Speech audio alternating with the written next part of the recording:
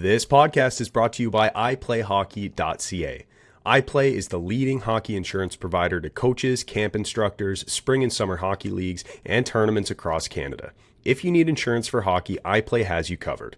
iPlay also provides hockey players and coaches with a wide range of free tools, drills, and skills in their drill vault to enhance on-ice performance, and they provide crucial off-ice knowledge as well.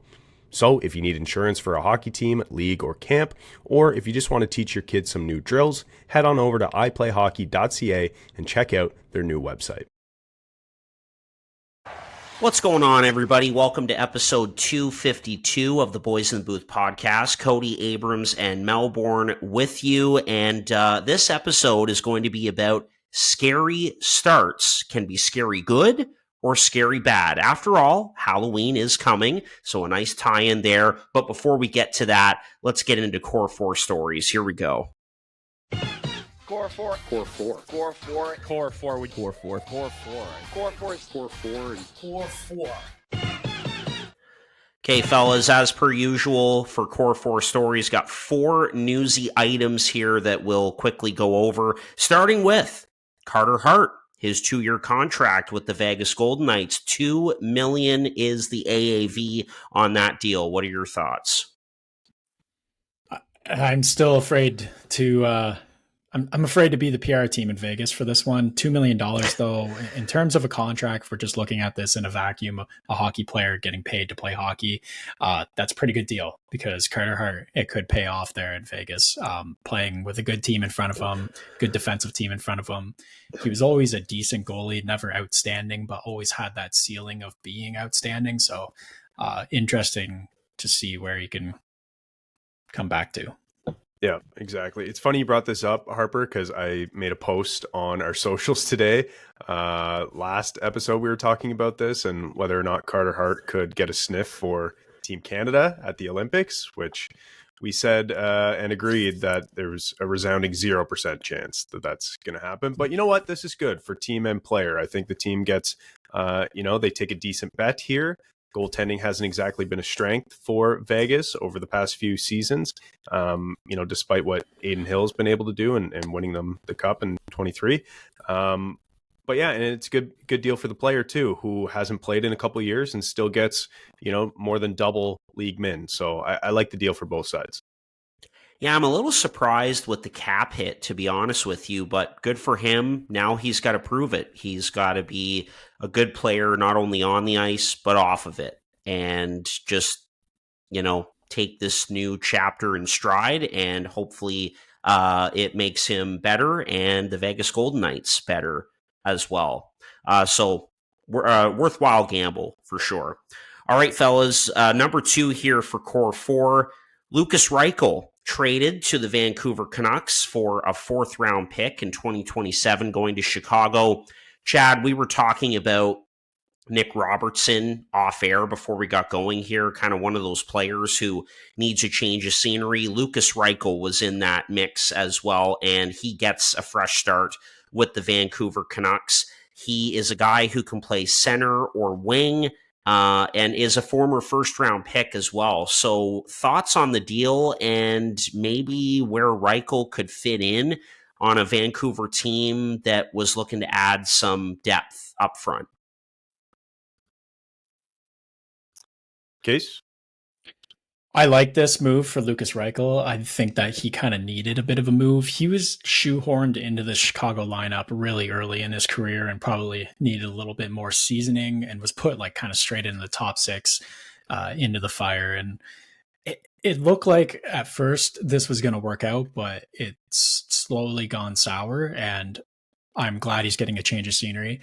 The one thing I'm worried about is Vancouver. I feel like they've had a million of these guys in a Lukas Reichel, even just talking like Podkolzin, like it didn't work there. Vitaly Kravtsov.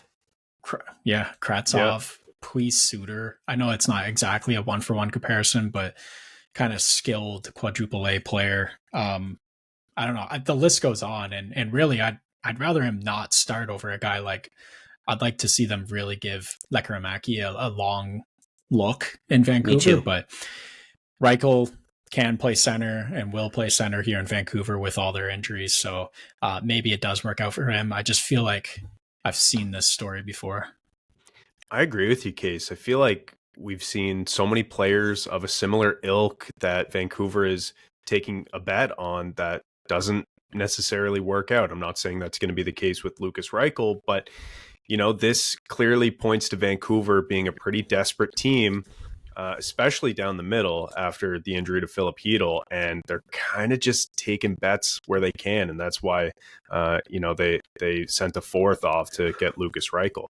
I was a bit surprised by the return, like a fourth round pick. That's all it takes to get, a 23-year-old who's played in the league now for a couple of years on a pretty bad Chicago team who was picked in the first round, like seemingly pretty high upside. All it takes is a fourth. Like, Harper, going back to your original framing of this Core 4 story, that doesn't really bode well for a guy like Nick Robertson in terms of his trade value. And what the Maple Leafs can get in return. So a fourth round pick, I was surprised by that. I like the move from Vancouver. It's a bet. We'll see if it pans out. At the end of the day, it's really a low risk, medium reward for Vancouver. Yeah, that's a good point on the return. We'll see what happens. I mean, the Oilers made this exact kind of trade with Vancouver to get Vasily Podkolzin, and that's worked out pretty nicely for Edmonton. They re-upped with Podkolzin, and he's been a great fit there. So, and also it's important to note too that Reichel was not a draft pick of Kyle Davidson's, so definitely saw this coming from a mile away. All right, guys. Next item here. Boy, oh boy, it's been a tough go for Patrik Laine over these last couple of years. Out 3 to 4 months with a sports hernia, and hasn't exactly had a great start to the season in Montreal. You got to feel for Laine, who just can't seem to stay healthy, can't seem to have things go his way, and hasn't exactly played all that well in Montreal for about a year and a half now. Thoughts on this? Yeah, definitely feel for the guy. He's been just absolutely through it over the years, and he has talked about mental health issues as well, and the impact that injuries has had on the past. So definitely feel for him there. I do think it's interesting that a lot of people say that, maybe it's his work ethic is causing injuries and the amount of effort he's putting into training or, getting his body into shape, but then he gets a hernia. I feel like that's always from over exertion. So a little bit of an interesting injury to come out with here, but definitely feel for the guy. Yeah, and it's brutal timing too, having missed so much time last season, only playing 52 games for Montreal, after being traded there. And then, this year is a contract year for him. He's in the fourth year of his deal. Who knows what his next deal will look like or where it will be. But, in Montreal, seemingly the wing positions are getting filled up by some younger guys who are looking to take those spots. So Patrik Laine, even at full health, I don't know if he's a go-to guy in Montreal anymore. So I don't know what happens for him next season. So it's a really tough position for him to be in. Now hurt again, he's going to miss significant time, and that really impacts his next contract.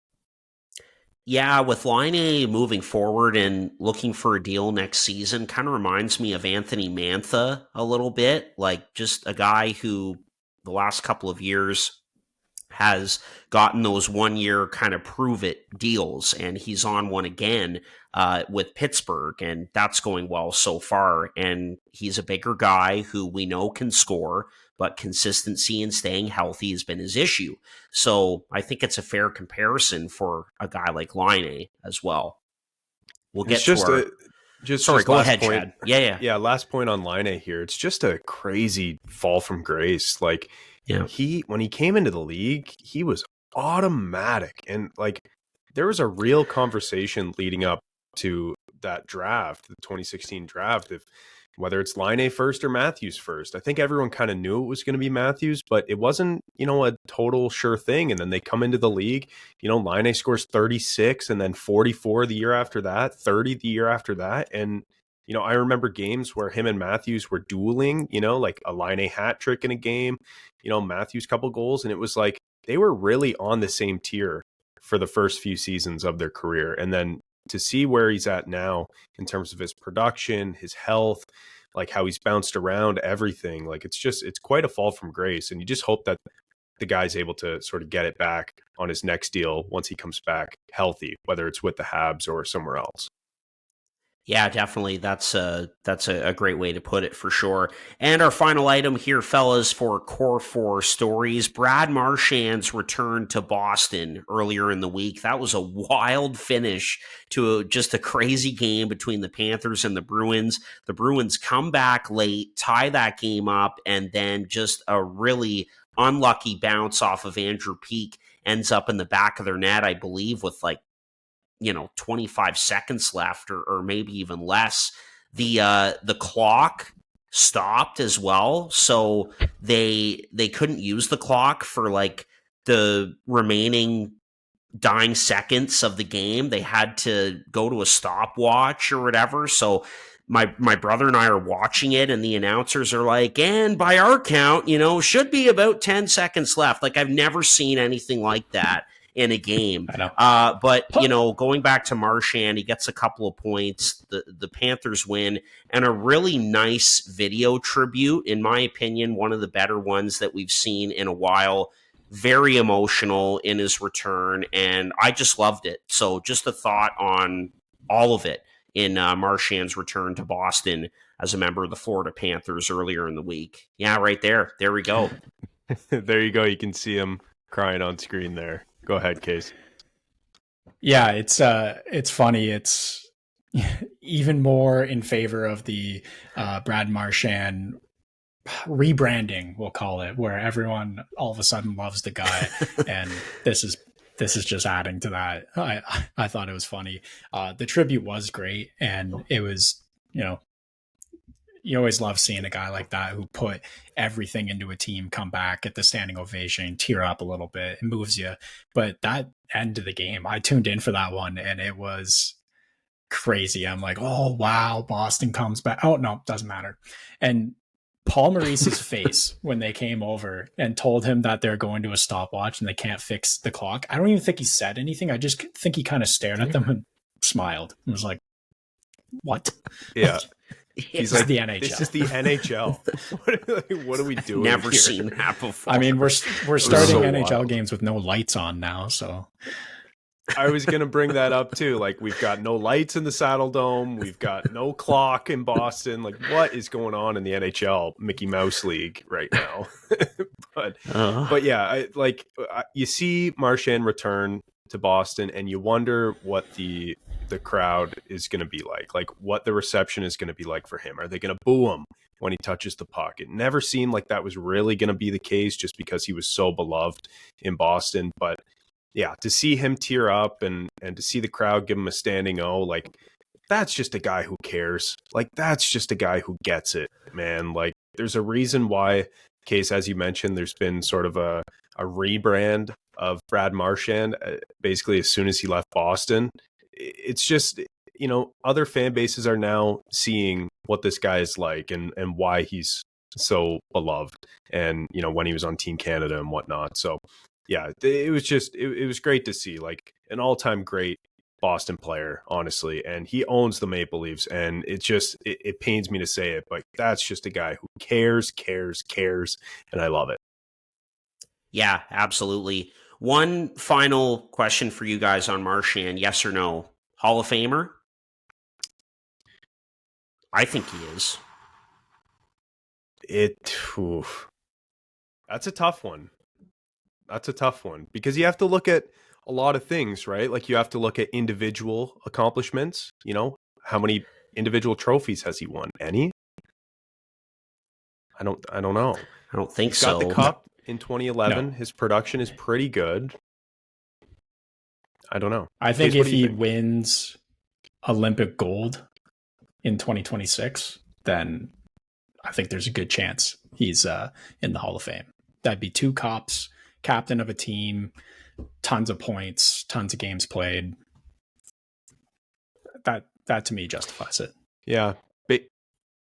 Okay. Yeah. Under a point per game, though, by about, 150 points or so. Like, started out slow in terms of production in his career, but has been, reached 100 points one year in 2018-19. I'm looking at his hockey DB right now. So Yeah. no individual awards, though, like obviously like no Art Rosses or Rocket Richards or anything like that, or, but yeah, I don't know. It's tough. Like, the Hall of Fame is really good, obviously, but he might be one of those guys who might not be a first ballot guy, but might take a few years to get in if he does. Okay. Yeah, thought I'd ask the question.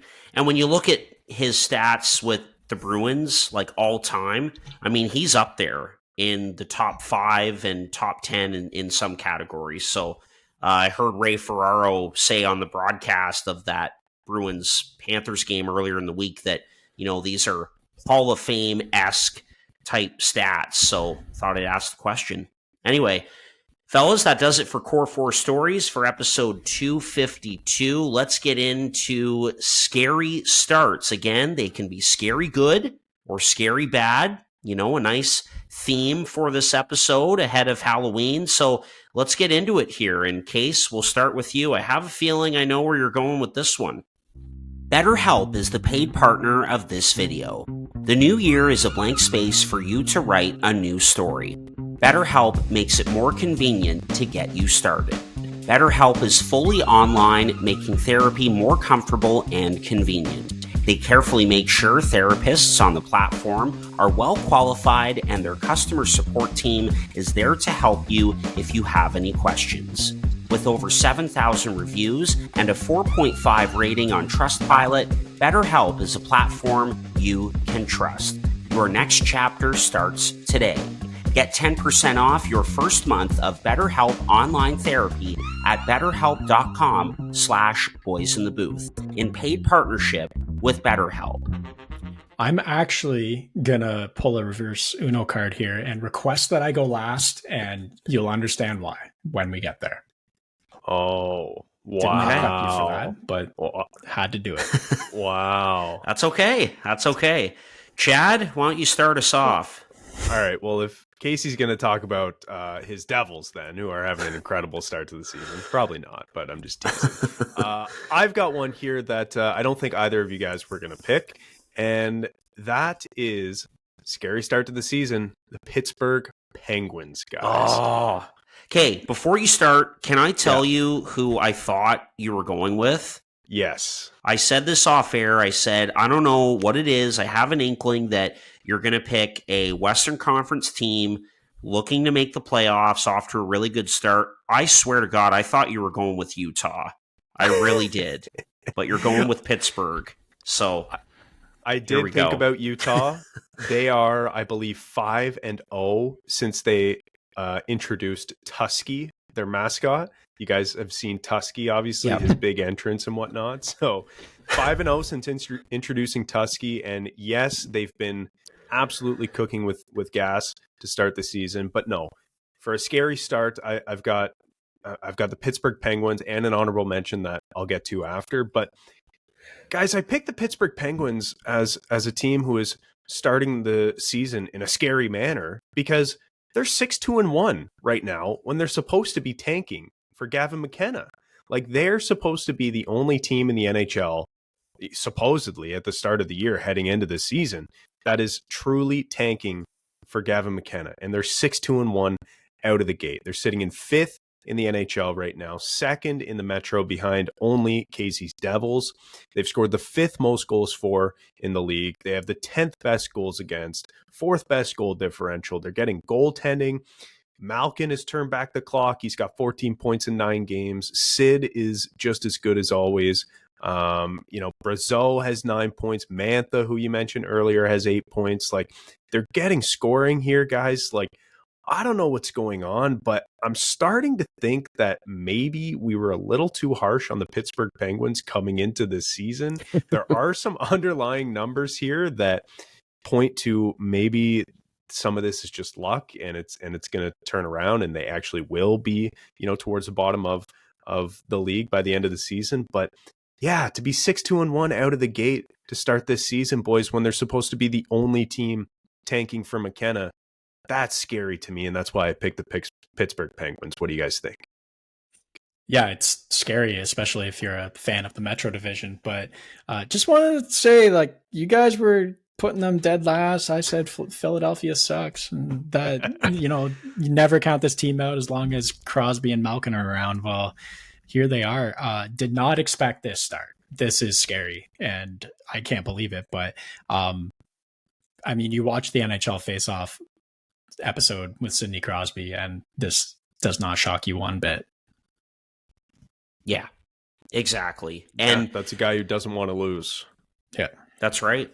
And on top of Crosby still being there, that's one point right there why it's tough to, not win hockey games. But you've got quite a few guys in that lineup looking to prove themselves and keep their careers alive. You've got Brazeau, who is off to a great start.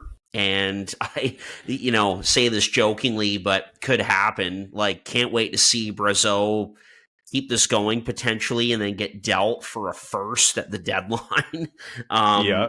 He's off to a great start. Anthony Mantha is a guy who is trying to keep his career alive.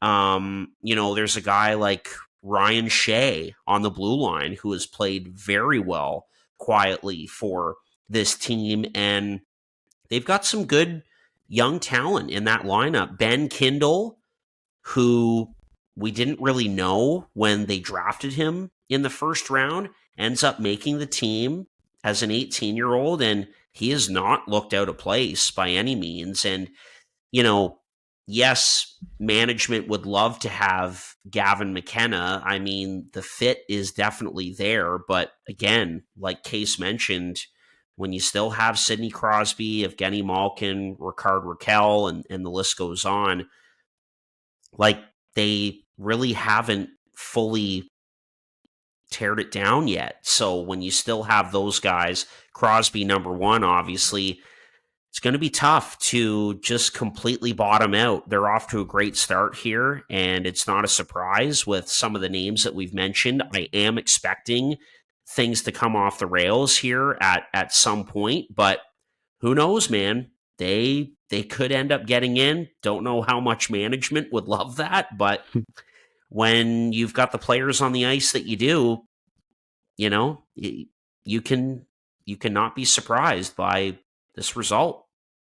Yeah, that's right. And like, in terms of, why it could potentially still fall off the rails here, I mean, first things first, we are very early in the season here. So like, anything can happen. But also, like I mentioned sort of off the top, there are some underlying numbers here that point to things kind of falling off the rails. And number one is the PDO stat, in case you're familiar with this. But PDO is shooting percentage plus save percentage, and they have the highest in the NHL right now, meaning that this is commonly referred to as the luck stat, by the way, but they're currently number one in the NHL. So you can call them the luckiest team so far. However, to counter that, I did say that they have the fifth most goals for in the league.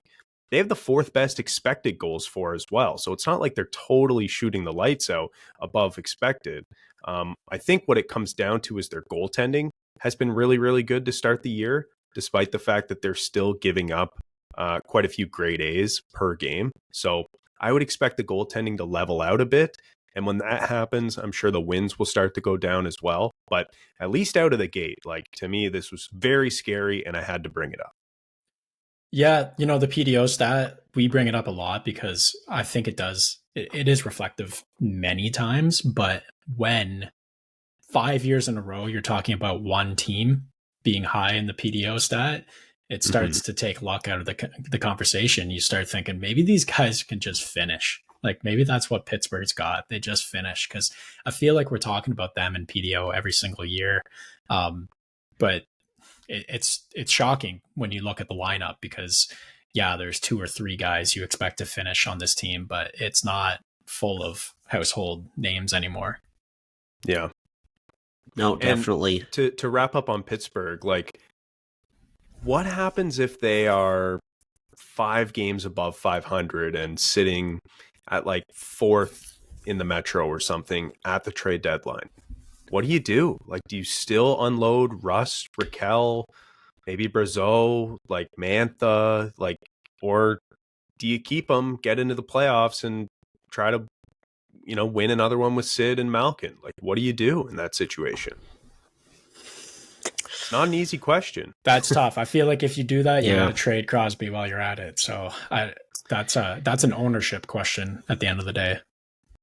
Yeah, it's going to be fascinating to see what they do and to see what their record looks like come trade deadline time, because this is the first year that we've really heard like legit buzz that Crosby and or Malkin could be on their way out. And it seems like this is going to be Malkin's last year in the NHL, by the way. So, I bet a team like the Florida Panthers would love to have him down the middle, without Barkov, and I'm sure they'd be able to pull it off and make it work out somehow. But yeah, I don't know. I think it's a really good question, Chad. It's a difficult one to answer. I think you could sort of go into like a conservative seller mode. Like you could get a return on a guy like Brazeau and Mantha, like guys who, it's not a Malkin, it's not a Rust, guys that Crosby is going to, raise his eyebrows at, like kind of guys around the edges, I think. Like, I think you can kind of do a little bit of both, if that makes sense. But what does that accomplish? Like, if you only sell a guy like Mantha or Brazeau or, whoever it is, like, but you're not dealing the big guys, what does that accomplish? Well, it depends on the return, like the way those guys are going. And we know that teams overpay at the deadline. We've seen it over and over again. You could get pretty good returns for guys like that, depending on where they're at that point. I don't know. What if the return is like a Robertson, though? Like we've talked about him multiple times. Right. If Pittsburgh can bring in like NHL ready young players to immediately try to play in Pittsburgh, but also kind of bring the average age down a little bit, all while moving Mantha. If you can move a fourth to get Reichel, then why couldn't you move a Mantha to get Robertson? That's a good point too. They're not just looking for picks. I mean, an example is Arturs Shilovs, who they brought into the mix, a younger guy with something to prove. So that's a good point as well. I guess my question is really like forget about the return. Like, if you're not going all in one way or another, buying or selling, and obviously like they're probably not going to buy, but if you're not going all in on selling, I just don't see how you get any better in the short term while Sid is still here.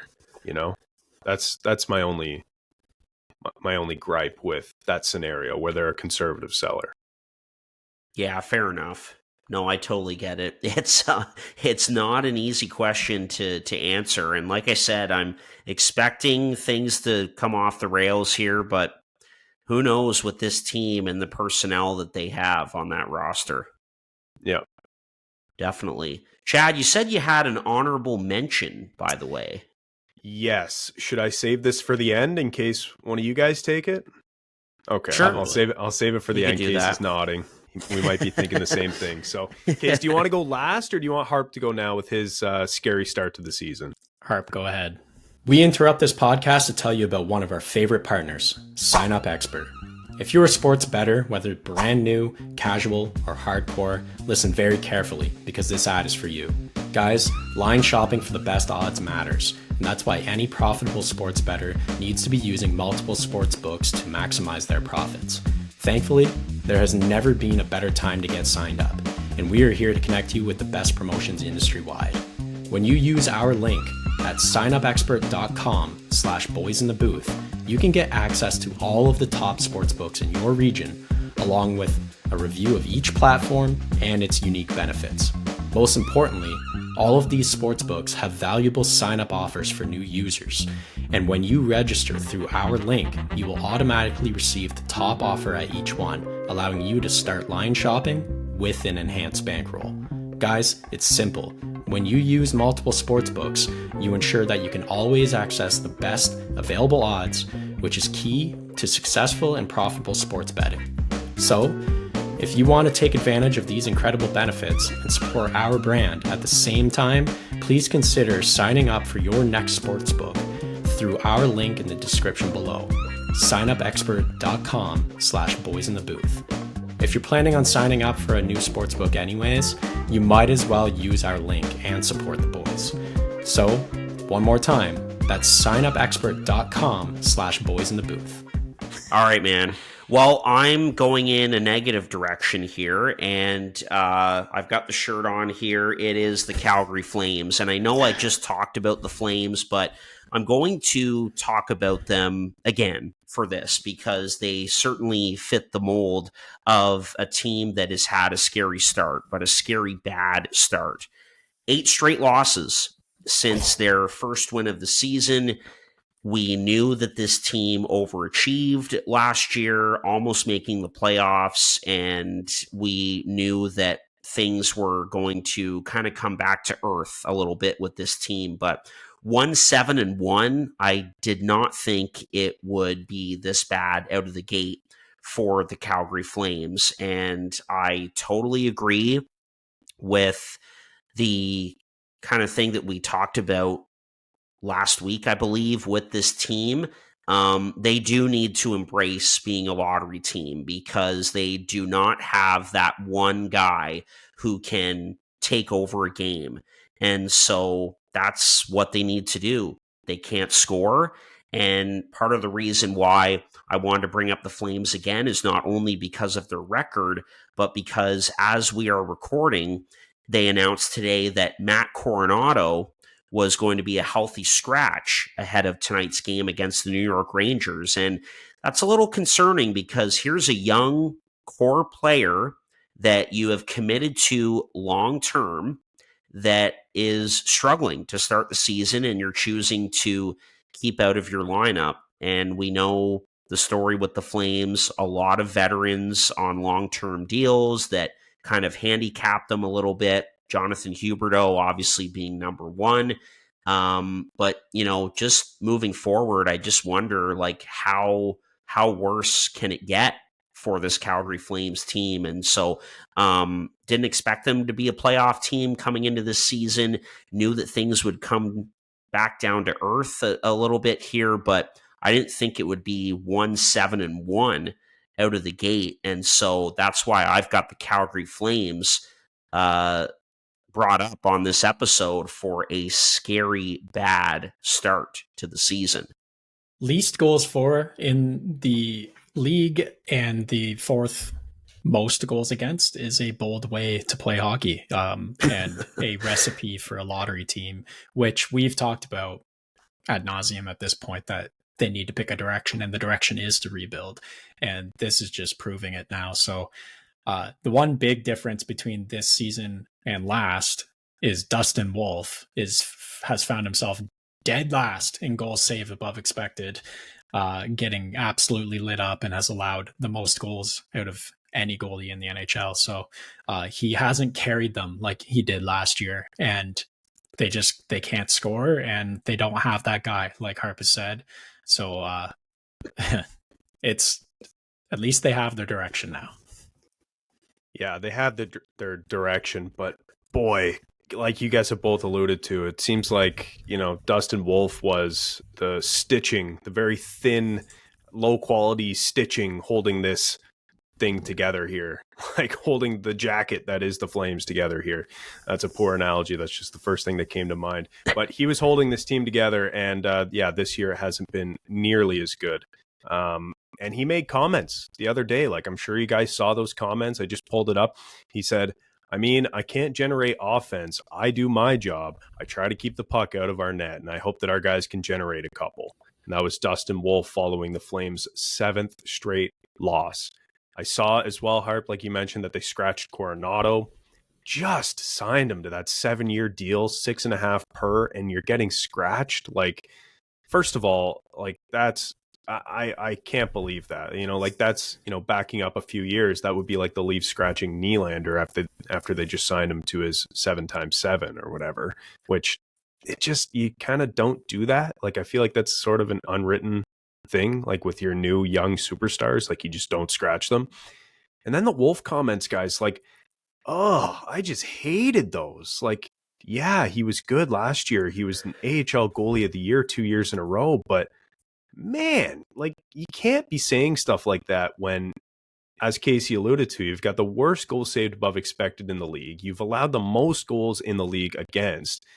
And you're not a rookie anymore. You signed a new big ticket. You're not a rookie anymore, but you're still a young goalie who has a lot of figuring it out to do in this league. So I saw those comments. It really rubbed me the wrong way. I feel like that dressing room is probably severed in a way that it wasn't last year. And yeah, the Flames are in tough right now to start the season through 8 games or whatever it is. But silver lining, as you've both alluded to, Gavin McKenna could potentially be the light at the end of the tunnel. So we'll see how it goes for the Flames, but boy, it doesn't look good so far. They cannot put the puck in the net, which is not a new phenomenon for them. It was the same way last year. And as I've said before, the projected number 1 pick in 2027, Landon Dupont, is from Calgary. So there we go. Anyway, Case, the floor is yours. This podcast is sponsored by SeatGeek, the absolute best ticket app out there. SeatGeek takes the confusion out of buying tickets, making it quick and easy to get the best deals to tickets at your favorite sporting event. SeatGeek does this awesome thing where they score each ticket out of 10 based on its value, so you know whether you're getting a good or a bad deal. Last time I got tickets to see the Devils play, I first saw red tickets. I waited it out, monitored the price in-app, and once I saw green, I pulled the trigger. SeatGeek makes it that easy. And here's the best part. SeatGeek has completely hooked us up. Boys in the Booth listeners get $20 off their first purchase on SeatGeek with the promo code BOYSINTHEBOOTH in all caps. Click the link in our description to download the app, and remember to get your discounted tickets using the code BOYSINTHEBOOTH in all caps. Get great seats for a fraction of the cost with SeatGeek. Yeah, so I started looking at one team and going for a scary start. And as I kind of dug into them a little bit, into some numbers, I started thinking, you know what? I really want to just take the whole division. And I didn't think it would be fair for me to take 8 teams for a scary start and end up talking about someone that you guys wanted to pick. So that's why I chose to go last. And I'm going to talk about the Atlantic Division as a whole for a scary start. And that's another reason why I wanted to make sure that we, pump this episode up as scary good and scary bad, because this division is scary in general with the way they've started. In our preseason rankings, we talked about how this could be the most competitive division in hockey and debated if there would be 4 or 5 teams headed to the playoffs from the Atlantic, saying maybe it's only 4 because everyone is so strong and they have to play against each other so much. Well, so far we have nothing right about this division except Florida being 3rd place, and they're 500 with a 5-5 record. Like, suddenly this division is battling with the Pacific on who can be the worst division in the NHL. We debated Toronto and Tampa for who would be first, and they have both come out with a slow and sloppy start. The Leafs being 4-4-1 in 6th place, and Tampa being second last in the East with a 2-4-2 start. They can't score. The Leafs can't keep it out of the net. Meanwhile, Montreal was shot out of a cannon, 1st place with a 7-3 record.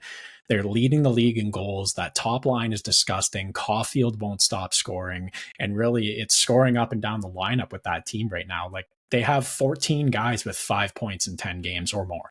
It's crazy. I mean, and I will put a caveat on Montreal. I can't only talk positive about them. It's not in my DNA.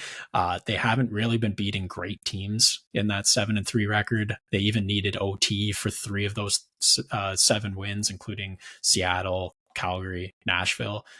But that team's hot, and I can't deny that right now. The other one the team I wanted to highlight as my scary start, and then I got into this whole division thing, is the Detroit Red Wings. Detroit, who was dumped on by everyone, including us, before the season started. is they're on fire. They're in second place. We had them at 8th. Beating teams like Edmonton, Toronto, Florida, Tampa, all along the way here. They did lose to Montreal. Got to point that out. I did say in our preseason rankings that if this team and their top 6 gets hot at any time, they will drag them to wins. And Dylan Larkin has been an absolute freak to start this season. And anyone who plays with him is just padding stats at this point. And that includes Emmett Finney, who we pointed out at the beginning of the season, like, who is this guy and why are they playing him on the first line? Well, we didn't really expect we didn't really expect the 7th round pick to have 4 goals and 4 assists through 9 games. Appleton, after he got moved up to this line, has lit it up with them. Comfer, Kopp, and everyone else we were hard on is contributing. They found an unlikely pair in Albert Johansson and Jacob Bernard Docker, who has been very solid for them playing together. 4 goals for and 0 against with them on the ice. And finally, 6-3 record with the goalies having a rough start. If one of those guys gets hot all of a sudden, they're in a playoff spot in American Thanksgiving, and then who knows what's going to happen with this team. And that's a scary start. But as a whole, you got, Boston came out hot. Now they're crap. Buffalo was the worst team in the league. Now they're good. It's just all over the place with Atlanta, or the Atlantic Division. And that is scary. I agree, Case. This is terrifying. In fact, this division just to look at. Though, to your point, in the original preseason predictions here, you did say that these teams would have to play each other a bunch and beat up on each other. So I wonder if that's playing a factor here with some of these crazy records. Though I will say the Leafs haven't played a good team yet, and they're still only 500. So that's tough to look at. That's scary, in fact. Playing the 20th best team in the league, Red Wings, or where they're expected to be. Same with the Sabres. Where are they supposed to be? 18 to 22. Same thing. Montreal has been really good out of the gates. I am surprised. Detroit, when they played Toronto, I was shocked at how good Patrick Kane looked. He was incredible against the Leafs. It just looked like, vintage Kane. And all I could think about was, boy, he would look good playing next to Bedard and Nazar in Chicago still. Like, I don't understand, why they had to do that so soon. And, who knows? But yeah, the Atlantic has kind of taken a beating this year. Another team you really didn't mention was the Sens. And, a scary part of their season is Linus Ullmark starting so poorly this season. He's one of the goalies at the bottom of the league in terms of goals saved above expected. I will say my honorable mention was the Tampa Bay Lightning. I really wanted to talk about them because of, how poorly they've started, despite the fact that we picked them to win the division. So I'll give you a couple other quick stats about Tampa. Last in the Atlantic, although I guess 7th right now because they won tonight. So, but we're last in the Atlantic before we started recording here. 30th in goals for in the league, 14th in expected goals for, which, leads me to believe that's going to correct itself. They're going to start scoring more goals. And, Kucherov had a nice OT winner tonight. 17th in goals against, 7th best in expected goals against, still not giving up that much, but Vasi hasn't been, as good as he typically is. Both him and Johansson, I thought this was interesting, by the way. Him and Johansson, Vasi and Johansson, have both been about bang on average in terms of goals saved above expected, but they have wildly different save percentages. Vasi has a .885 and Johansson has a .913. Despite the fact that in terms of expected or goals saved above expected, they're like almost dead on even in and around 0. So like, it's just interesting. It just shows like the types of chances that are being given up when Vasi's in the net versus Johansson. So I thought that was interesting. But that lends itself to the reason that they're not scoring goals. It reminds me of like 5 years ago with the Devils when they're just filtering through these like Keith Kincaid and Ken Appleby and all these goalies, and they couldn't score goals because they were just so worried about playing defense because of who's in net. So if Johansson's in net, they're going to be playing hard defense, and that results in not a lot of goals. And that's a really good point. It's being reflected in the numbers that is the case. When Vasi is playing, they're allowing a ton more chances against versus when Johansson is playing. So that's interesting. That's a good point. It's a great scenario where the eye test matches the underlying numbers. Yeah. And then in terms of points, like, Kuch and Gensel are the only two above a point per game on this team. And then, you've got some strugglers, especially in the bottom six. And, even a guy like Hagel is off to a slow start. So yeah, Tampa is a team I definitely wanted to bring up in terms of, scary starts. But the Atlantic as a whole case, I think you're right. It's just odd to kind of see all of these teams like in and around 500. It's just out of whack. That's the way I could put it. And it's not even like it's totally, on its head, flipped upside down. It's just like there's a lot of mid in the division right now. A lot of mid. Well, like, to put it in perspective, third place team, Florida Panthers, 500, would be in 7th in the Metro Division. Yeah, that's true. And you've got 4 teams at 500. Yeah, as well. So yeah. No, exactly. Going back to Tampa for a second, I look at their depth as a real issue. I look at their bottom six in particular, and especially with a guy like Nick Paul out, boy, oh boy, that is not a great looking bottom six. So I look at the depth with this team, and by the way, congrats to Kucherov on getting his 1,000th career point over the weekend here. But I think Elliot Friedman brought it up recently, like that top line of Gensel, Point, and Kucherov, they've been getting caved in a lot in the defensive zone as well, which is something that's a little off. I can see the problem with their team. They're only putting 2 guys out on the second line. Yeah, I was looking at this. What is this on Puckpedia? They got no one playing right wing too. Maybe it's playing 7D. Oh, true. That's why. I mean, Curtis Douglas has been mixed into games here and whatnot, but yeah.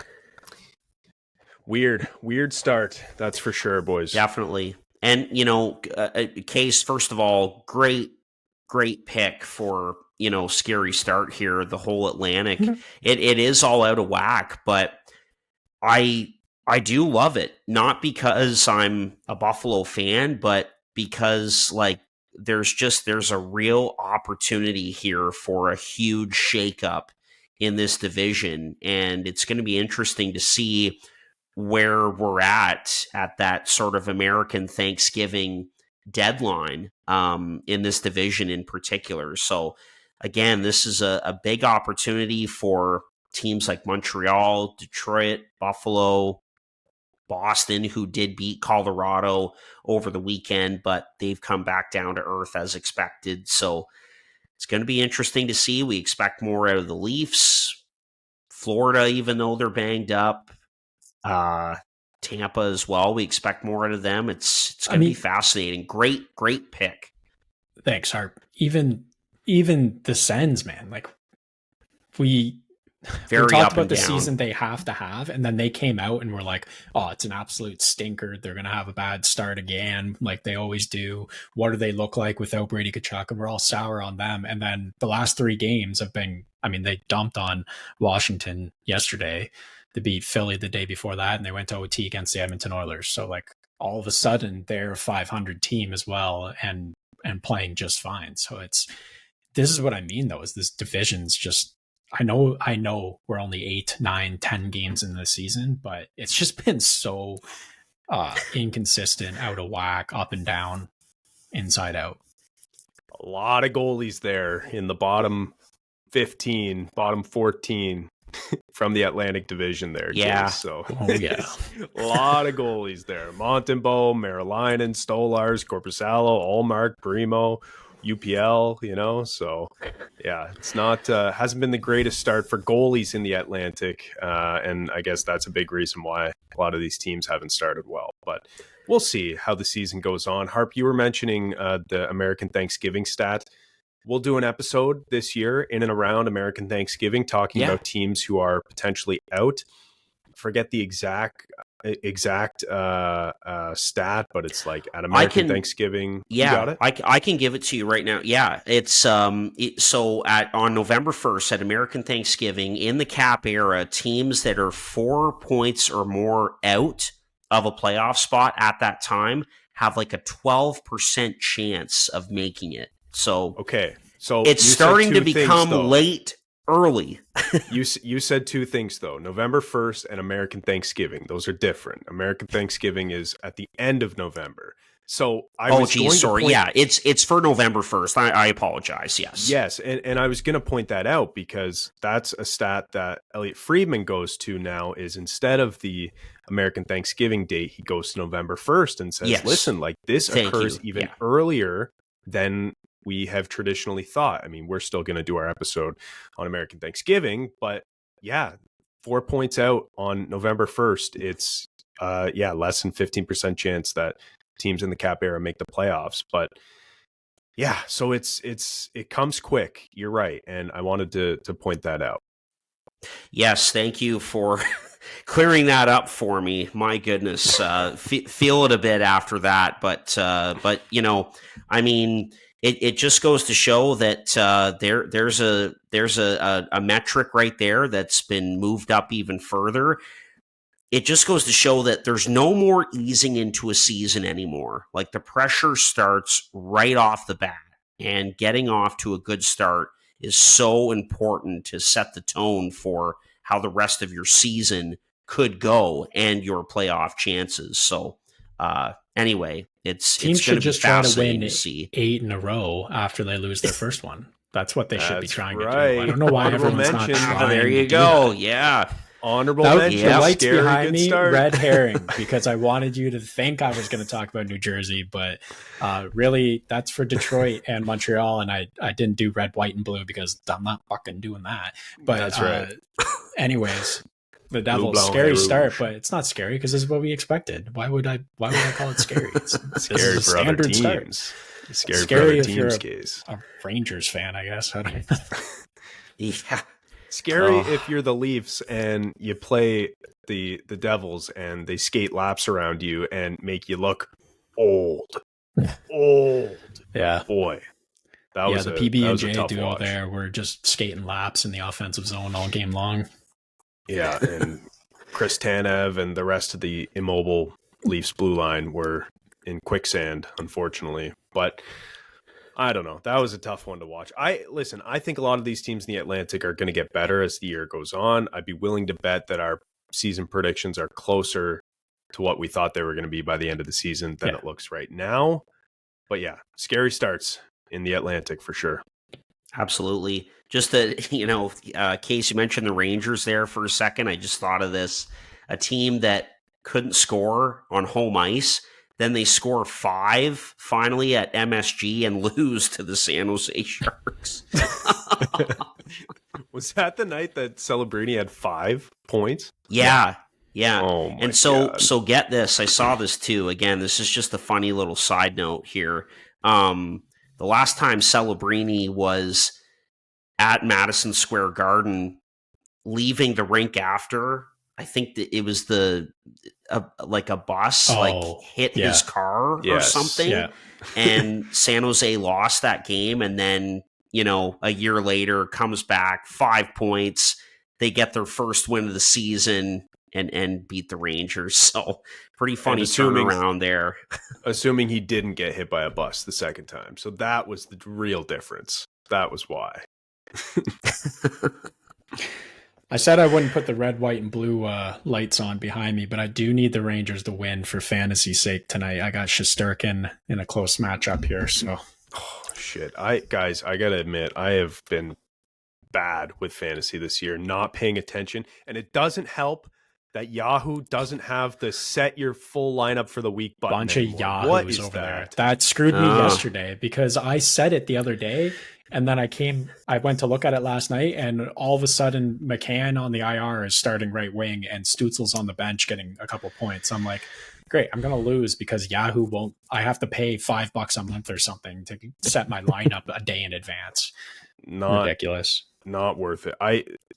That's insane. That's so frustrating. I couldn't believe it when I saw that change. I thought it was a glitch. Like someone sent it in our group chat in my other league and was like, "Oh, like Yahoo changed this," but then it didn't but no one saw it. Like I think they test ran it in preseason and then like went back to normal, and now it's back where you can't set your lineup for the week. It's insane. I can't believe it. Well, you guys know with me, I've always preferred setting it on the day of. It's just a matter of whether I forget or not. Yeah, well, that seems to happen a lot. But at least now, yes, other people are going to be forced into the same position as you. Maybe you'll pick up a few more dubs this year for that reason. Well, that's just it. You know, there's more room for error now. So it's going to be interesting to see how things shake out in the old Boys in the Booth Fantasy Hockey League for sure. Fellas, anything else we want to add here before we wrap this thing up? Nada. Perfect. Okay. Well, there we go. There we have it. Scary starts, good and bad. And this was a great one. Thanks for listening to episode 252 of the Boys in the Booth podcast, proud partner of I Play Hockey. We will chat with you again next week. Take care.